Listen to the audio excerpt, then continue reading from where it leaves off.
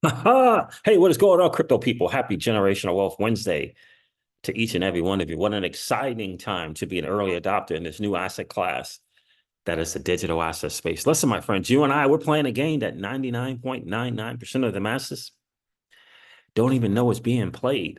And we are freaking winning. We're winning. Look, let's get into the market. Let's get into the numbers because the market is just doing what the market does. According to CoinGecko, the total cryptocurrency market cap is 2.66 trillion. Bitcoin dominance is over 51.5%.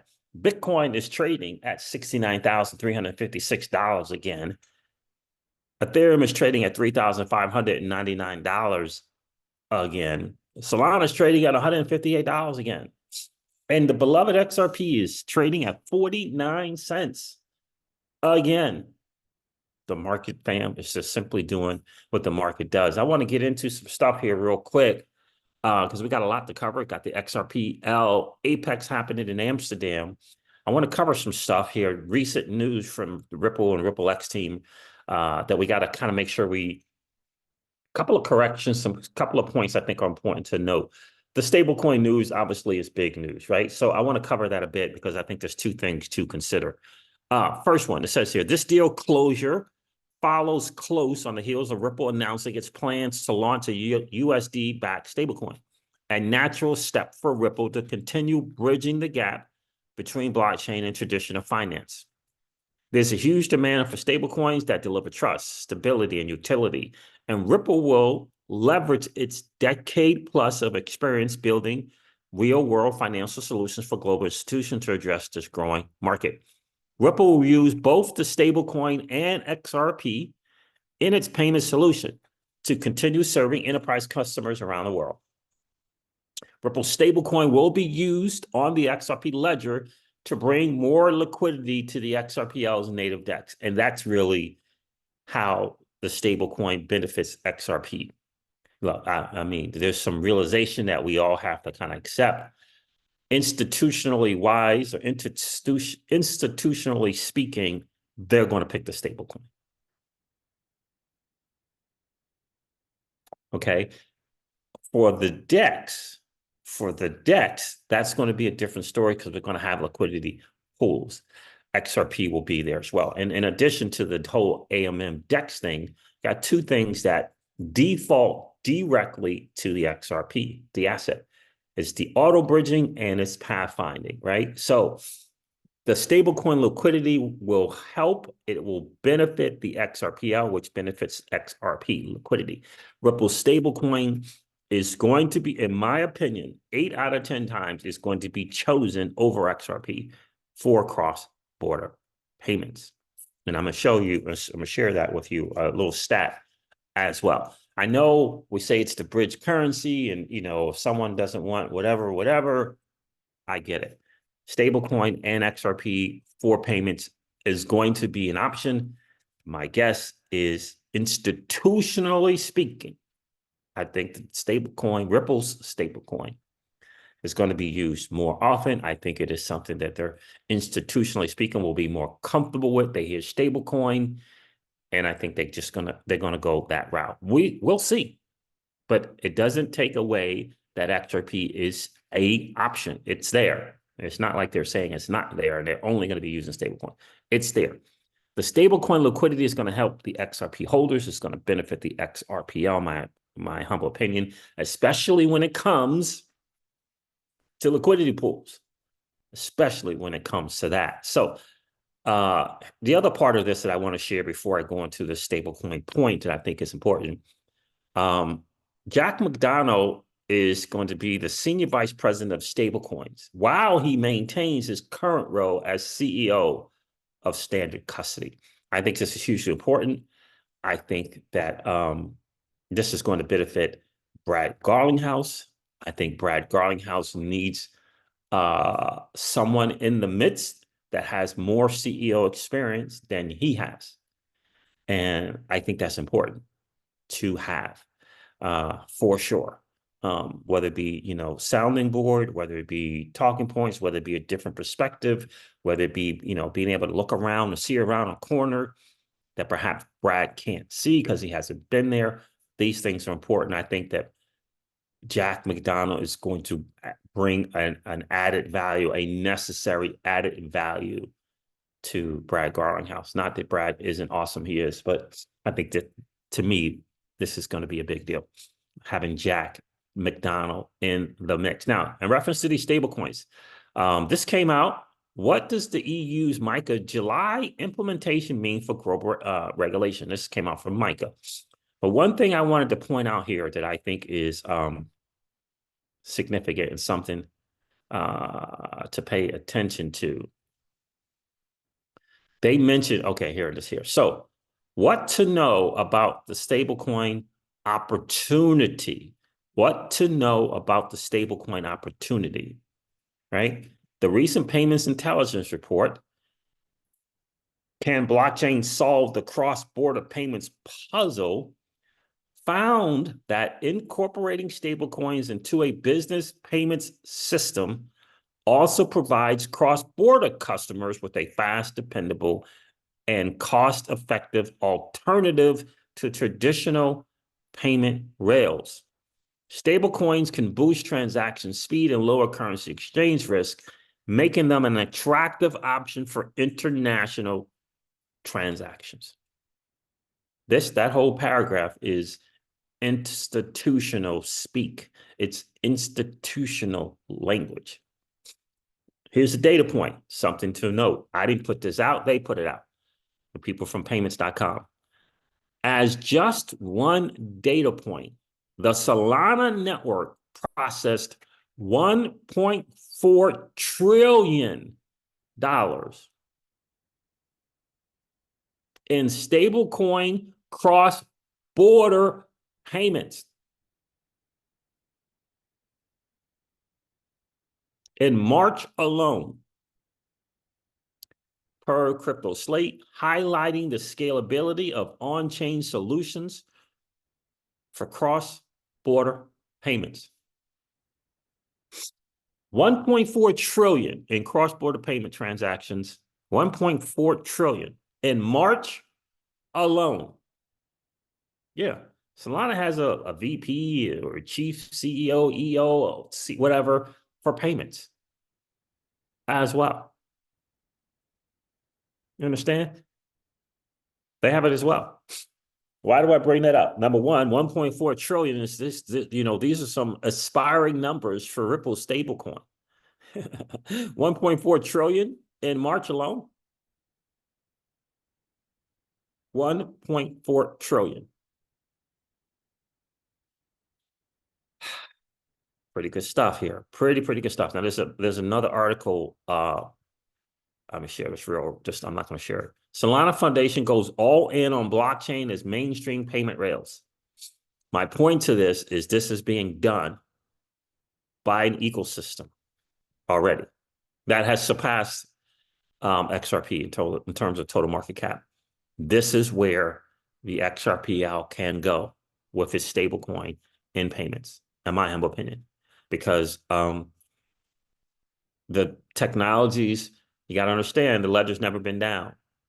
It may not have been as tested, but it's never been down. And institutionally speaking, I think that's going to speak more to the institutions. I really, really do. Institutions hear and find out about 3-4 times being down, right? That's a little bit of a different story, right? The person who may have to make that decision knowing that something has gone down 3-4 times has to answer to someone. Right? So that's important to understand. Ripple being able to say such a thing, having not gone down, blah, blah, blah, blah.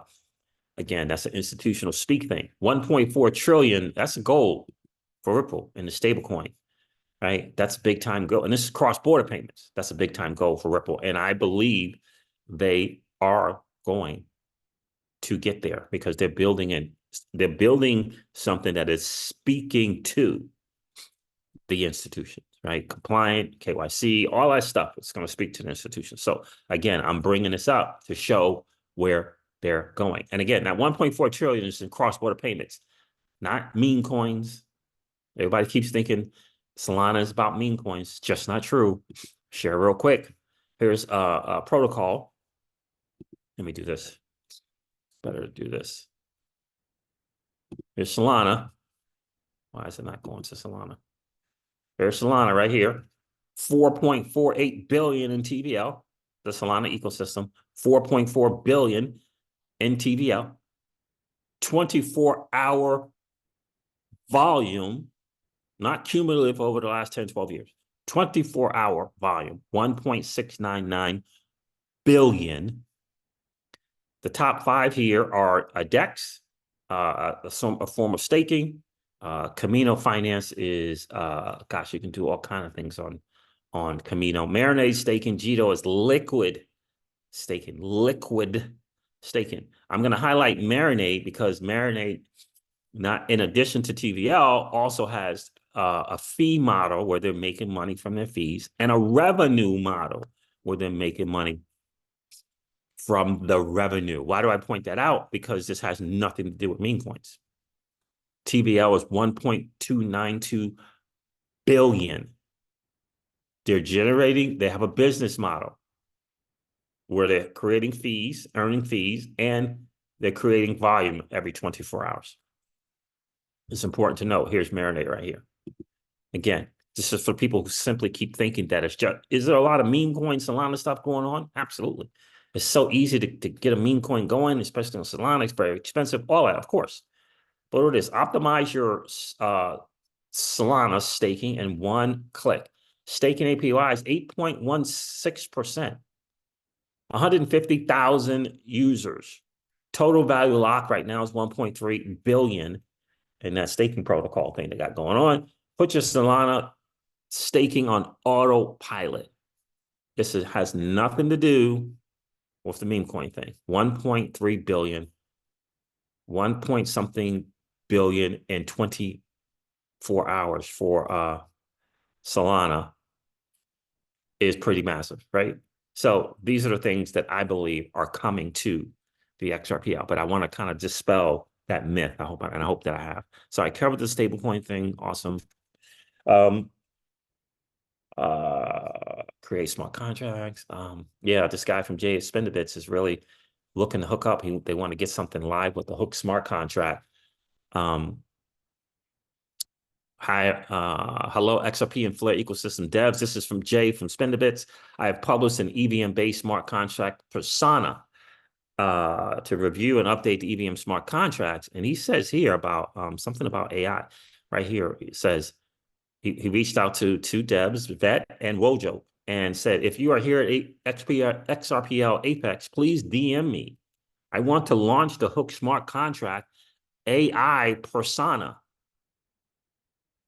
today. That was yesterday. So hopefully they hooked up and got that done. Jay at Spendabits is doing some stuff. So I want to point out here, this 1 billion XRP commitment that was kind of put out as an announcement is the same $1 billion that was put out in 2022. It's not an additional $1 billion. It is the same $1 billion. Rapid Kahneman found that out. DS pointed that out as well. And I'll share it with you. Let me see which one says that. Correction, Rapid Kahneman.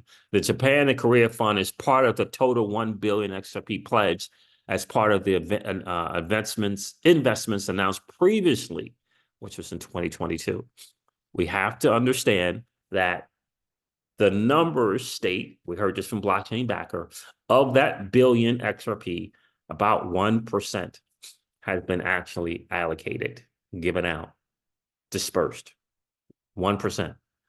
So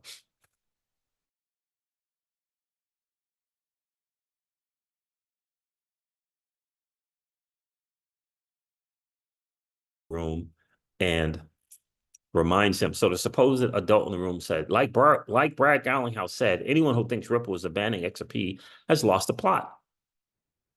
I agree. DS from Expector responds and says, it's the same billion promised in 2022, but has not been distributed yet.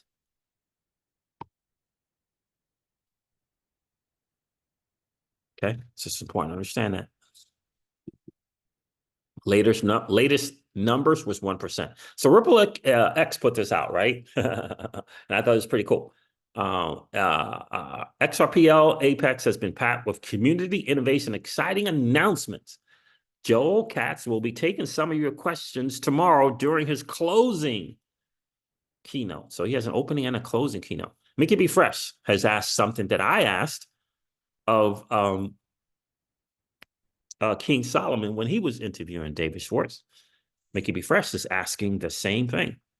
When will the incentive programs begin for boosting adoption and use of the XRPL native DeFi protocols like the AMM lending, etc.? This is the most obvious, logical way to distribute some of remaining supply of XRP. You should talk about this more instead of ignoring it, unless it's because of the SEC ongoing case. But once that's over, there should be no more playing dumb or ignoring it anymore. Mickey B. Fresh goes on to say, in my honest opinion, XRP should be distributed autonomously based on real-time data-driven modeling, which has some predefined parameters that are set, but that it can automatically adjust dynamically to different on-ledger conditions and data points without any ongoing governance necessary. Least governance as possible. So maybe using AI / ML, smarter people than me in the community can probably come up with some solution. The XRPL is the only network that doesn't use any of its token supply to support on-chain activities. That is a fact. I don't know if it's the only network, but I just know that it doesn't happen on the XRPL. Has not happened to date. And this, he says, the reason for this is since XRPL doesn't need it for security, you'd think that this would be a powerful advantage and not a conundrum based on giveaways done a decade ago. Look around the rest of the crypto industry at how successful the well-designed and engineered incentive programs have exploded the DeFi ecosystem. Ripple's institutional DeFi roadmap for the XRPL should definitely include XRP incentives for users of protocols, and even possibly directly to or through decentralized apps that harness the native core protocols or build on top of them. And I could not agree with him more. And here is, just to remind you, of the billion XRP, it's the same thing, and the 1% is our guy, blockchain backer. As grants, the ahead of us, or ledgers protocols ahead of us with more developers on them. 2 years ago, Ripple promised to provide 1 billion XRP as grants, right, to builders. And of that, they've given $15 million over the course of 2 years. That is less than 1%. It's less than 1%. So there it is. Just to make note of that, understand that what's going on. It's again, it's awesome to be hyped up, or as I like to say, be hoped up. But you got to know what's going on. You got to go know what's really, really going on. Now, I want to point to Brad Garlinghouse here on stage. Shout out to Bank XRP for sharing this. And apparently, there's actual a channel called The Block that is live streaming it as well. The Block.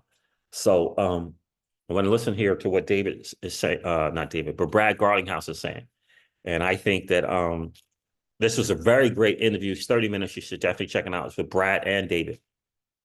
Two things that I want to note in this video, and I'm going to cover it in another video as well. Number one, there's a difference of kind of a vision between David and Brad Garlinghouse. When I say that, a different way to achieve the same goal. And that's cool. And that's awesome, right? One's going to, it's not about being right. It's about the XRP, the asset, and the ledger or the protocol winning. That's the ultimate goal. Bottom line. And they have different approaches. But Brad says something here about Liquidity Hub that I think is important to note, right? Because it's not just enough to be hoped up. It's like, that's not enough, right? You want to know what it is that you hold. Right. So let's check this out. Those two, layers and layers, like let's try stuff. And if it doesn't work, that's okay. We try again. We built something called Liquidity Hub, I guess 3 years ago, which really didn't play out the way we thought. And some people say, oh, well, we failed. Like we succeeded by trying something new in a nascent, exciting. It didn't work out as we thought, right? So it's clear to me as a CEO that Brad has an idea. He has this lane. Well, let's try things, throw stuff against the wall, see if it sticks type of thing. Okay. David Schwartz is not of that mindset. David Schwartz believes that let's stick to 1, 2, or 3 things, and let's give it an all-out effort to see if we can make those 1, 2, or 3 things work, right? And so those are different views on how a thing can get done. And again, it's not about being right. Ultimately, they want the same thing. They want the asset XRP to win. They want the XRPL ledger to win, right? Hugely important to understand that. So Liquidity Hub, right? It didn't work out the way that they thought it was going to work out. It didn't work out. Is that being negative? Or is that just sharing the truth? Can we all recover from that Liquidity Hub didn't work out the way Ripple planned? Or is the world coming to an end? Or are you being negative? And if you post that on X like Jungle Inc. did, he said, rest in peace to the Liquidity Hub. Is he going to get a backlash now for being negative? Is someone going to block him? Is someone going to throw him into the cancel culture stupidity? So we'll pay attention to that. Now, I want to cover something about this recent news from coming out of Pierce's that I think is important to understand. Because I think I've seen some stuff from people posting about Flare networks and layer cake, right? And pointing to the fact that they have a solution for bridging, right? Which is called layer cake, and they do, right? And it seems to be superior. It seems to be just a better way to do it. It appears that way. Here's the challenge. Layer cake ain't up and running, right? Layer cake is not in production. Layer cake hasn't been proven to be superior. It hasn't been proven to be inferior. Hasn't been proven out yet, right? Ripple is this, I don't know how many companies, I don't know how many protocols have a company behind it with the CEO, with the chairman, and with investors. I don't know. Does Solana have that? I don't know. Does Avalanche have that? I don't know. I would say, I don't think so. Right? So, if they did, I don't see the CEO of Solana out and about talking stuff. I see Anatoly. I see him, the guy who built the chain. It's kind of like the equivalent of David Schwartz, but I don't see this like the CEO. I don't see like the chairman. You understand? And the reason why I bring that up is CEOs have to answer to chairmans and shareholders, right? They have to answer to those kind of folks. So this announcement from Pierce's and Ripple X to me sounds like the XLS 38D, they're going to explain the reason why they decided to move away from it, right? And move and completely now Pierce's is going to be working, just basically they turned it over to the Axelar network. The Axelar network is a proven entity, and it's proven in institutional grade. XLS 38 was a thing that they hoped would kind of rise to that expectation. They hoped that it would rise to that, right? Even though this vote and stuff is still out, the people from Ripple X will remind us that vote and all that stuff is still out. They've chosen to kind of essentially going to turn this thing over to the Axelar network. And again, in my opinion, this is because as a CEO, when you make these decisions, you have the final say on the decision. You have to be able to say, well, we tried something that didn't work. So XLS 38D was something that they were looking into, they were building it out, they would hope that it would meet some certain kind of things, and it fell short. So now the CEO of the company can go to the chairman, who he answers to, and they answer to the board and say, we in-house, we tried a thing. It didn't meet that level that we needed it to meet. And in that same meeting, they have to be able to say that they have an answer. They have some plan. They have a plan B and a plan C. They can't just say they're waiting on something to come. Like, that's not what a board, a shareholder is, right? They're not excited about, we got some stuff, something's coming, and it's not our stuff, but it's coming. They're okay with, yeah, we got something in the works and it's coming, but we're waiting on some other thing outside of Ripple to come and launch. That's not a great answer for shareholders. You understand? And Axelar checks all the boxes that the XLS 38D proposal that's being voting on hoped to get to. Like Axelar is already in the institutional grade thing, business, okay? That's why they hooked up with Centrifuge. So it's important to understand that, right? So here's the announcement. Joe Katz made a very important announcements. He said made a very important announcement today at the XRPL Apex. We are moving the XRPL EVM sidechain. That's what they're calling it now, the XRPL EVM. Main bridge from the XLS 38D to Axelar network. Our team at Pierce's is working hard to make this transition in the shortest time possible. This will allow launch the EVM sidechain mainnet after Axelar network integration is completed on the main net later this year. Oh, and we have an official name, XRPL EVM sidechain. You can now visit the XRPLEVM.org. I like that. I'm going to cover what Mickey B. Fresh. Well, no, let me do this. Then I'm going to cover what Mickey B. Fresh says in addressing this. And I tell you guys, go to Mickey B, M-I-C-K-E-Y, the letter B, fresh.com. If you want to level up, if you're interested in being more than just hoped up, and you truly want to know that you know what it is that you hold, I cannot recommend it enough that you guys go to MickeyBFresh.com, join the freaking Patreon, hop on the dude Zooms, level up. It's well worth it. I don't even know what Patreon is. I'm a Patreon member. I have no idea how much it is. Well worth it. Ripple has picked it out. Introducing the XRPL EVM sidechain. We're excited to bring the Ethereum virtual machine compatibility to the XRP ledger, enhancing interoperability and unlocking new opportunities in DeFi and real-world assets. The Ripple engineering team, in collaboration with Pierce's, is focused on ensuring the security and seamless user experience of the XRPL EVM sidechain, says here, with wrapped XRP as the native asset. Okay, we're prioritizing a smooth and secure bridging process. Wrapped XRP is different than FXRP. It's important to understand it.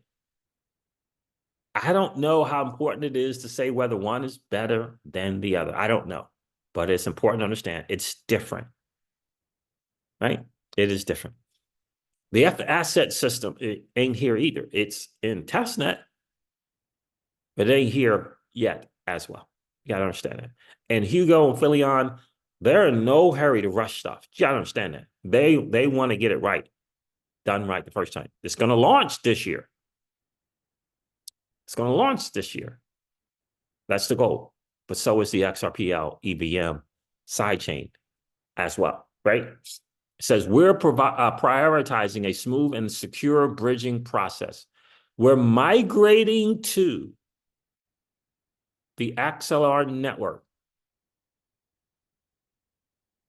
The XRPL EVM sidechain is navigating to the Axelar network, for its robust security and efficiency in cross-chain transactions.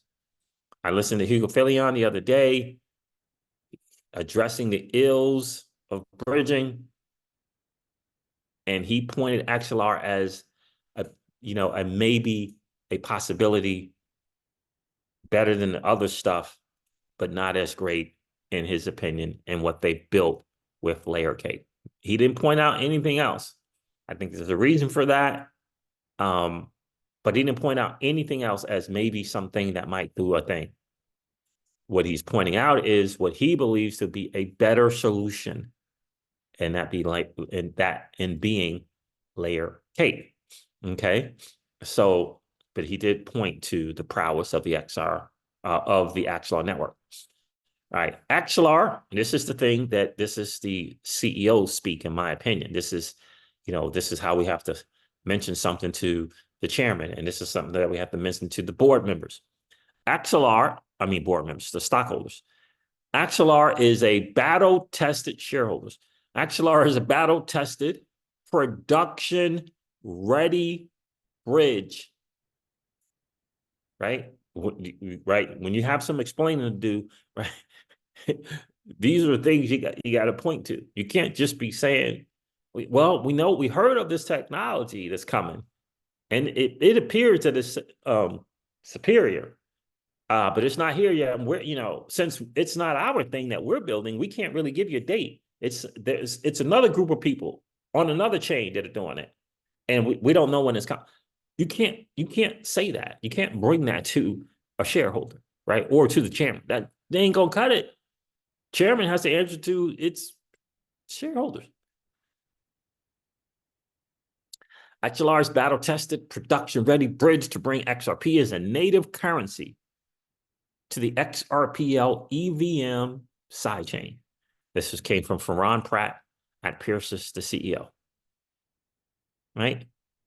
By choosing Axelar, says RippleX, as the primary bridge, we simplify the user journey and enhance security. Axelar's decentralized approach and strong validator network ensure a secure and resilient bridge.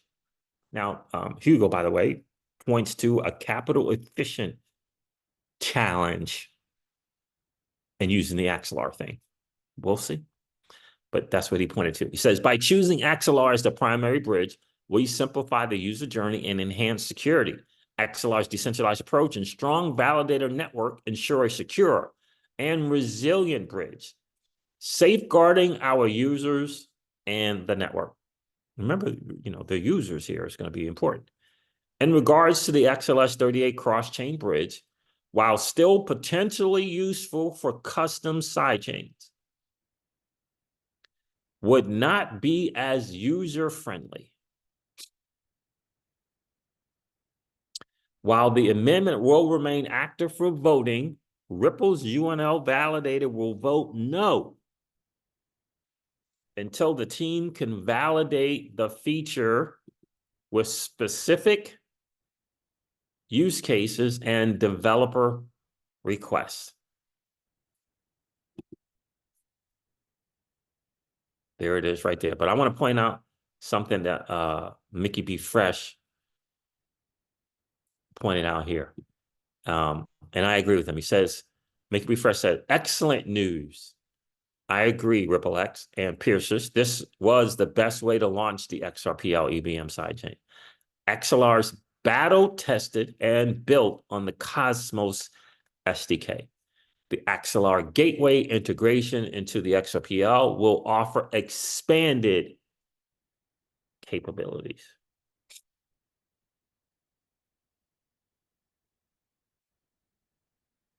Let me see here. He's got this picture. I don't know where that came from. EVM sidechain integration. The Axelar network is also integrated with the EVM compatible XRPL sidechain, providing an alternative to the current 38D bridge implementation. One thing we're exploring is leveraging cross-chain protocols and general message passing so that you can have your users, your primary tokens on mainnet, and then you can actually call EVM smart contracts from mainnet. That information will be routed back to the mainnet to complete the transaction. So that's a way that the two networks can be even more unified that we're really excited about. So that's really our vision and our hope as we start to partner up with different interoperability players to really make the XRP ledger a hub for value transfer, so that it doesn't matter if you're transacting on Polygon trying to buy an NFT, or you're doing some advanced, DeFi strategy on Ethereum. At the end of the day, if you want to swap token A for token B using the right cross-chain infrastructure, that'll execute on XRPL mainnet and land back in your wallet without you ever leaving the chain that you're on, and executing at the fastest speed and lowest price anywhere in blockchains. Yeah, and these things, see, for me, this is very much a bottom-up approach thing, in my opinion. I'm not sure if institutions are, up to date, up to speed on Polygon. If they're coming into the game by way of the XRPL, how much do they know about Solana and Polygon and Avalanche? I'm not sure, right? But I know about them. And if I know that I can hop on the XRPL, which is my choice, it's my number one choice. If I can hop on the XRPL and I can still do DeFi and Avalanche, or on Base, or on Ethereum, or on Arbitrum, if I can still do something in Solana, and my entry is the XRPL, and that's my choice, I'm choosing the XRPL. I just want what I want to be able to do on the other chains. I want to be able to do it. But if I can go by initially entering in the game by the XRPL, that's what I'm going to do. It's my number one, right? It's the number one. And that's what they're looking to do with Axelar. That's what they're looking to do with Axelar. And this is, by the way, is the same thing that Flare Networks is looking to do. The difference, I always tell people this, and I'm going to stop sharing the screen, right? Like, there's a difference, right? Especially institutionally speaking.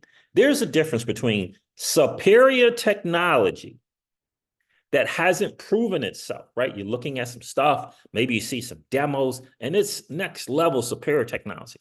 That is different than optimal technology that has proven itself, that has been in the battle, has been on the playing field, has been in the arena. And sure, yes, it may be not as superior in technology, but it's proven itself in battle. And institutionally speaking, this is what they're going to want.